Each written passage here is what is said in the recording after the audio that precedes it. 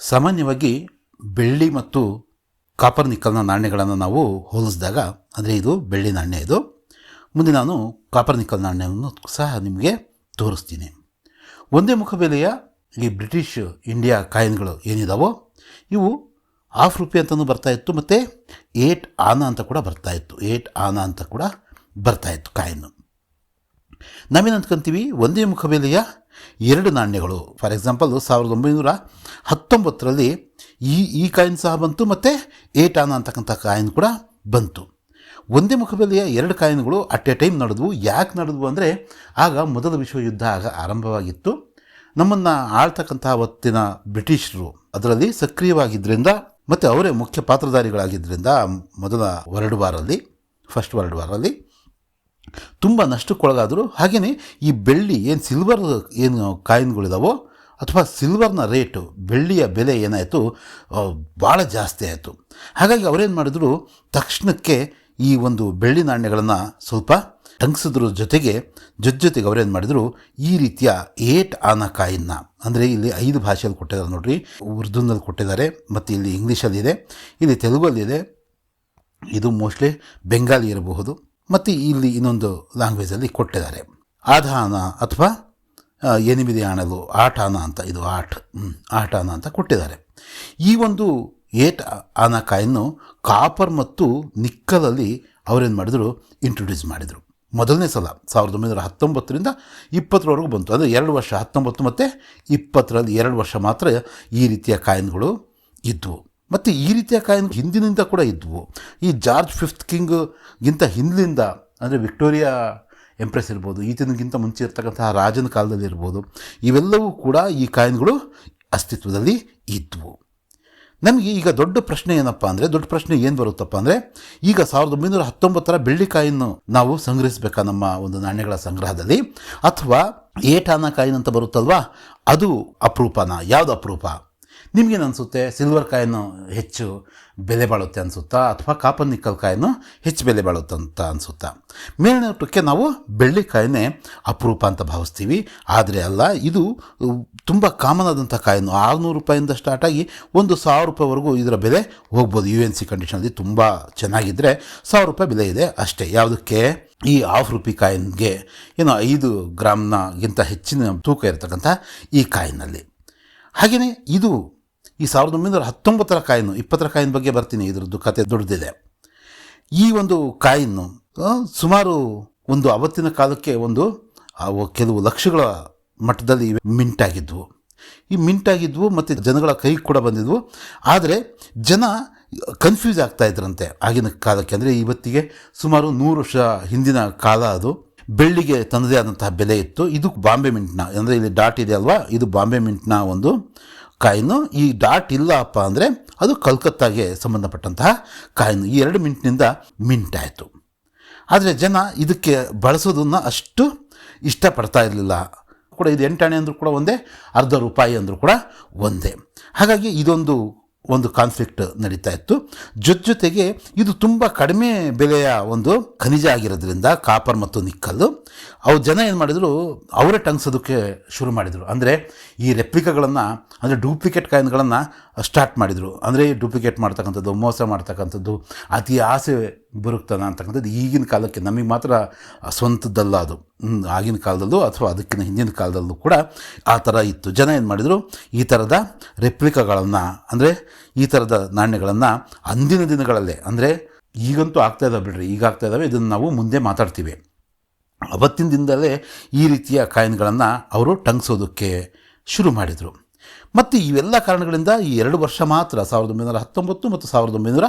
1919 ಅಂದ ತಕ್ಷಣ ನಮಗೆ ಜಲಿಯನ್ ವಾಲಾ ಬಾಗ್ನ ಒಂದು ನೆನಪು ಬರುತ್ತೆ. ನಾವು ಅದನ್ನು ಮರೆಯೋ ಅಂಥ ದುರ್ಘಟನೆ ಅಲ್ಲ, ಅದು ತುಂಬ ಕೆಟ್ಟ ರಾಷ್ಟ್ರೀಯ ದುರ್ಘಟನೆ ಅದು. ಇರಲಿ, ಜನರಲ್ ಡಯರು ಮತ್ತು ಈ ಒಂದು ಕಾರಣದಿಂದಲೇ ನಮ್ಮ ಹೆಮ್ಮೆಯ ಭಗತ್ ಸಿಂಗು ಮತ್ತಿತರ ಕ್ರಾಂತಿಕಾರಿಗಳು ಉಟ್ಕೊಂಡಿದ್ದು ನಮಗೆ ಗೊತ್ತಿದೆ, ಅದು ಬೇರೆ ವಿಷಯ. ನಾವಿಲ್ಲಿ ಈ ನಾಣ್ಯಗಳ ಬಗ್ಗೆ ಮಾತಾಡ್ತಿದ್ದೀವಿ. ಈಗ ನಾವು ಈ ಹಿಂದಿನ ಕಾಯಿನ್ನು 1919ರ ಕಾಯಿನ್ನು ನಾವು ನೋಡಿದಾಗ ನಮಗೆ ಎಷ್ಟಂತ ಹೇಳಿದೆ ನಾನು, ₹600 ₹1,000ವರೆಗೂ, ₹800ವರೆಗೂ ಮ್ಯಾಕ್ಸಿಮಮ್ ಹೋಗ್ಬೋದು ಬೆಳ್ಳಿಯ ಬೆಲೆ ಅಷ್ಟೇ. ಆದರೆ ಈ ನಾಣ್ಯ ಇವತ್ತಿಗೆ ತುಂಬ ಅಪರೂಪದ ನಾಣ್ಯ. ಇದು ಇವತ್ತಿಗೆ 3,000 ರೂಪಾಯಿಂದ ಸ್ಟಾರ್ಟ್ ಆಗುತ್ತೆ. ತುಂಬ ಕಡಿಮೆ ಒಂದು ಕ್ವಾಲಿಟಿ ಇರ್ತಕ್ಕಂಥ ಕಾಯಿನು ಎಲ್ಲಿವರೆಗೂ 10-12 ಸಾವಿರ ರೂಪಾಯಿವರೆಗೂ ಕೂಡ ಇದರ ಬೆಲೆ ಇದೆ. ನಾನು ಕೂಡ ಈ ಒಂದು 3-4 ವರ್ಷದ ಹಿಂದಿನ ಒಂದು ಎಕ್ಸಿಬಿಷನಲ್ಲಿ ತುಂಬ ಚೆನ್ನಾಗಿರ್ತಕ್ಕಂಥ ಕಾಯನ್ನು ಕೊನೆಯಲ್ಲಿ ನೋಡಿದೆ. ನನ್ನಲ್ಲಿರ್ತಕ್ಕಂಥ ಬಜೆಟ್ 30-35 ಸಾವಿರ ರೂಪಾಯಿ ಖಾಲಿ ಆಗೋಗಿತ್ತು, ಕೊಂಡ್ಕೊಂಡಿದ್ದೆ. ಕೊನೆಯಲ್ಲಿ ನಾನು ಈ ನಾಣ್ಯವನ್ನು ನೋಡಿದೆ, ಆದರೆ ಅವ್ರ ಅಡ್ರೆಸ್ಸನ್ನೆಲ್ಲ ತೊಗೊಂಡೆ. ಕೊನೆ ದಿನ ಅದು ಎಕ್ಸಿಬಿಷನ್ನ ಬೆಂಗಳೂರು ಶಿಕ್ಷಕರ ಭವನದಲ್ಲಿ ಇರ್ತಕ್ಕಂಥ ಎಕ್ಸಿಬಿಷನಲ್ಲಿ ಕೊನೆ ದಿನ 4,000 ರೂಪಾಯಿಗೇನೋ ಮಾತಾಡಿದ್ದೆ. ಆದರೆ ನನ್ನಲ್ಲಿ ದುಡ್ಡಿರಲಿಲ್ಲ. ATM ಕೂಡ ಬಿಡಿಸ್ಕೊಂಡ್ಬಂದು ದುಡ್ಡನ್ನು ಖಾಲಿ ಮಾಡಿದ್ದೆ. ಇನ್ನೂ ಕೂಡ ಆವಾಗ ಇನ್ನೂ ಫೋನ್ಪೇಗಳು, ಗೂಗಲ್ ಪೇಗಳು ಅಷ್ಟಾಗಿ ಚಲಾವಣೆಯಲ್ಲಿ ಇರಲಿಲ್ಲ. ಫೋನ್ಪೇ ಇತ್ತು ಅನಿಸುತ್ತೆ, ನಾನು ಬಳಸ್ತಾ ಇರಲಿಲ್ಲ. ಈ ಒಂದು ಕಾರಣದಿಂದ ನಾನು ಈ ಒಂದು ನಾಣ್ಯವನ್ನು ನನ್ನ ಒಂದು ಸಂಗ್ರಹಕ್ಕೆ ನಾನು ಅವತ್ತು ಕೊಂಡ್ಕೊಳ್ಳೋಕ್ಕಾಗಲಿಲ್ಲ. ಆದರೆ ಇವತ್ತು ಇದು ನಿಜವಾಗ್ಲೂ ಕೂಡ ಆ ರೀತಿಯ ನಾಣ್ಯವನ್ನು ನಾನು ಅವತ್ತು 4,000 ರೂಪಾಯಿ ಕೊಂಡ್ಕೊಂಡಿದ್ರೆ ಇವತ್ತೊಂದು 10,000 ರೂಪಾಯಿವರೆಗೂ ಅದರ ಬೆಲೆ ಇರ್ತಾಯಿತ್ತು. ಇದು 1919ರ ಒಂದು ಕಥೆ. ಈಗ ನಾವು 20ರ ಕಥೆಯನ್ನು ನಾವು ನೋಡಿದ್ರೆ 1919ರಲ್ಲಿ ಇನ್ನೊಂದೇನಪ್ಪ ಅಂದರೆ 2 ಕಾಯಿನ್ಗಳು ಬಂದಿದ್ವು. ಯಾವುದು ₹1 ಕಾಯಿನ್ ಅಂತಕ್ಕಂಥದ್ದು ಮತ್ತು 8 ಆನಾ ಕಾಯಿನ್ ಅಂತಕ್ಕಂಥದ್ದು. 1920ರ ಕಾಯಿನ್ನು ಇದು ಬರೋಷ್ಟೊತ್ತಿಗೆ ಇಲ್ಲಿ ಕೂಡ ಸೇಮ್ ಕಾಯಿನ್, ಈ ಹಿಂದೆ ನೋಡಿದಂಥ ಕಾಯಿನೇ. ಆದರೆ ಇದರಲ್ಲಿ ವಿಶೇಷ ಏನಪ್ಪ ಅಂದರೆ ಇದು ಕೂಡ ಜಾರ್ಜ್ V ಕಿಂಗ್ ಎಂಪರರ್ ಅಂತಕ್ಕಂಥ ಹೆಸರಲ್ಲಿ ಇರ್ತಕ್ಕಂಥದ್ದು. ಇದರ ಒಂದು ವಿಶೇಷ ಏನಪ್ಪ ಅಂದರೆ ಈ ಹಿಂದಿನ ಕಾಯಿನ್ಗಿಂತ ಇದು ತುಂಬ ಭಾರಿ ಅಪರೂಪದ ಕಾಯಿನು. ಅಂದರೆ 2-3 ವರ್ಷಗಳ ಹಿಂದೆ ಇದು ಒಂದು ಮ್ಯಾಕ್ಸಿಮಮ್ 50,000 ರೂಪಾಯಿವರೆಗೂ ಅಥವಾ 75,000 ರೂಪಾಯಿವರೆಗೂ ಇದ್ದಂತಹ ಕಾಯಿನು ಈಗ ಏನಾಗಿದೆ, UNC ಕಂಡೀಷನಲ್ಲಿ 1,50,000 ರೂಪಾಯಿವರೆಗೂ ಕೂಡ ಇದರ ಬೆಲೆ ಇದೆ. ಯಾಕೆ? ಇದು ಸಿಂಪಲ್ಲು. ಆಗ ಯುದ್ಧದ ಕಾಲ, ಬೆಳ್ಳಿ ನಾಣ್ಯ ಅಂತೂ ಈ ವರ್ಷದಲ್ಲಿ ಅಂದರೆ 1920ರಲ್ಲಿ ಮಿಂಟ್ ಆಗಲೇ ಇಲ್ಲ. ಇವು ಕೂಡ ಮಿಂಟ್ ಆದವು, ಆದರೆ ಇದರ ರೆಪ್ಲಿಕಾಗಳು, ಡೂಪ್ಲಿಕೇಟ್ಗಳು ಮೊದಲೇ ಮಾತಾಡ್ದಂಗೆ ಹೆಚ್ಚು ಮಾರ್ಕೆಟಲ್ಲಿ ಬಂದಿದ್ದರಿಂದ ಬ್ರಿಟಿಷ್ ಏನು ಮಾಡ್ತಾರೆ, ಇವನ್ನು ವಾಪಸ್ ತಗೊಂಡು ಮತ್ತೆ ಇದನ್ನು ಕಾಪರ್ ನಿಕ್ಕಲ್ಲಾಗಿ ಅವರು ಕರಗಿಸ್ತಾರೆ. ಮತ್ತು ದಿನಗಳು ಕಳೆದಂಗೆಲ್ಲ ಈ ನಾಣ್ಯಗಳನ್ನು ಜನ ಸಂಗ್ರಹ ಮಾಡೋದು ಕೂಡ ನಿಲ್ಲಿಸ್ತಾರೆ. ಯಾಕೆ? ಅವ್ರಿಗೇನು ಬೇಕಿರಲಿಲ್ಲ, ಇದು ಯಾವುದು ಕಾಪರ್ ನಿಕ್ಕಲ್ ಕಾಯಿನೋ ಒಂಥರ ಡೂಪ್ಲಿಕೇಟ್ ಕಾಯಿನೋ ಅನ್ನೋ ರೀತಿಯಲ್ಲಿ ಪರಿಭಾವಿಸ್ತಾರೆ. ಇದನ್ನು ಬಳಕೆಯನ್ನು ನಿಲ್ಲಿಸ್ತಾರೆ. ಮತ್ತು ತಮ್ಮ ಸಂಗ್ರಹದಲ್ಲಿ ಯಾವ ಕಾಯಿನ ಇಡ್ತಾರೆ? ಬೆಳ್ಳಿ ಕಾಯಿನ್ಗಳನ್ನೇ ಇಟ್ಕೊತಾರೆ. ಯಾಕಂದರೆ ಬೆಳ್ಳಿ, ಬಂಗಾರ ಅಂದರೆ ನಮಗೆ ಮೊದಲಿಂದ ಭಾರತೀಯರಿಗೆ ಅಚ್ಚುಮೆಚ್ಚಿನ ಒಂದು ಖನಿಜ ಆಗಿರೋದ್ರಿಂದ ಅದನ್ನು ಹಾಗೆ ಬಚ್ಚಿಡ್ತಾ ಬರ್ತಾರೆ. ಮತ್ತು ಆ ಕಾಯಿನ್ಗಳು ಇವತ್ತು ಮಾರ್ಕೆಟಲ್ಲಿ ತುಂಬ ಕಾಮನ್. ನಾನು ಹೇಳಿದ್ನಲ್ಲ 600, 700, 800 ರೂಪಾಯಿಗೆ ತುಂಬ ಒಳ್ಳೆಯ ಒಂದು UNC ಕಂಡೀಷನ್ ಇರ್ತಕ್ಕಂಥ ಕಾಯಿನ್ಗಳು ಇವತ್ತಿಗೂ ಕೂಡ ಲಭ್ಯ ಇದ್ದಾವೆ.